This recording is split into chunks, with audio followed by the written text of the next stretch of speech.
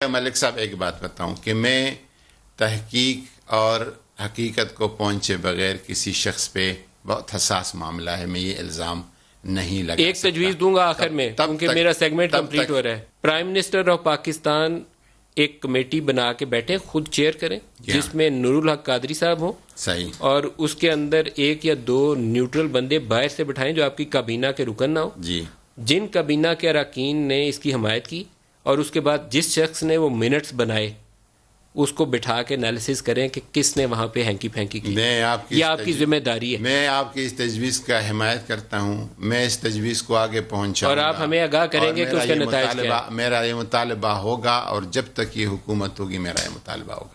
آپ میرے ساتھ کھڑے رہیں گے. بس اس مطالبے میں آپ سے اس کا جواب مانگوں گا. اس مطالبے میں ہم آپ کے ساتھ ہیں، اور جو بندہ ذمہ دار نکلے گا جو اس کو سزا دلوانے کے لیے میں آپ کے ساتھ باہر نکلوں گا. جو بھی شخص قیدیانیوں کے لیے ظاہر یا باطن طور پر ہمدردی رکھتا ہے، نرم گوشہ رکھتا ہے، وہ اسلام کا بھی وفادار نہیں ہو سکتا اور پاکستان کا. سر یہ اتنی پریشان کن بات ہے کہ کابینہ کے اجلاس کے منٹس کے اندر وہ حصہ ہے چیز، یہ پریشان کن بات ہے. اور پریشان کن بات یہ ہے کہ ڈسکشن کو ڈیسیجن بنایا گیا، اور اس ڈیسیجن کو پھر لیک کیا گیا، میڈیا میں لایا گیا.